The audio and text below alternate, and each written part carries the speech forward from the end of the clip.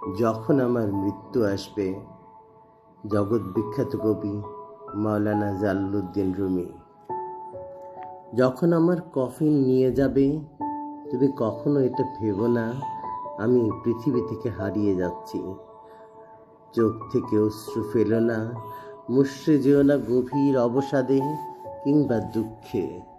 আমি পড়ে যাচ্ছি না কোনো অন্তহীন গভীর ভয়ঙ্কর কুয়ায়।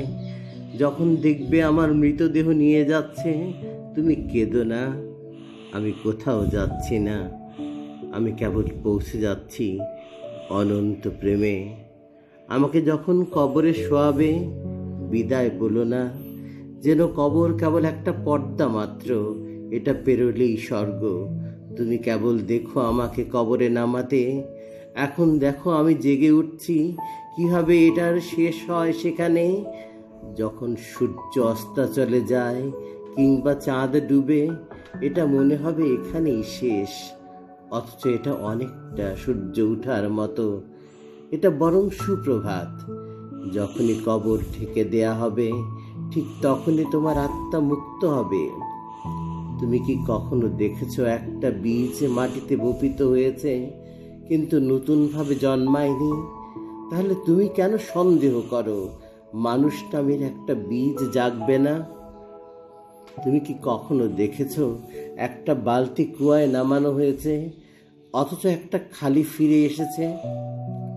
তাহলে তুমি কেন আহাজারি করো একটা আত্মার জন্যে, যখন এটা কুয়ো থেকে উঠে আসে ইউনুসের মতো?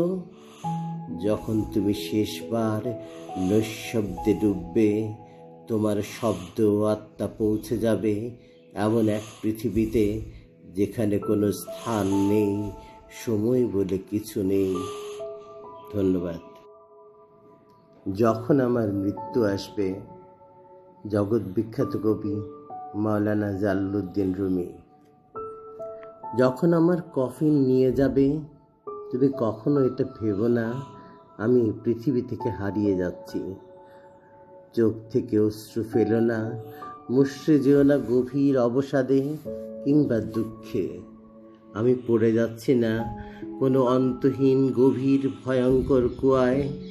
যখন দেখবে আমার মৃতদেহ নিয়ে যাচ্ছে, তুমি কেঁদো না, আমি কোথাও যাচ্ছি না, আমি কেবল পৌঁছে যাচ্ছি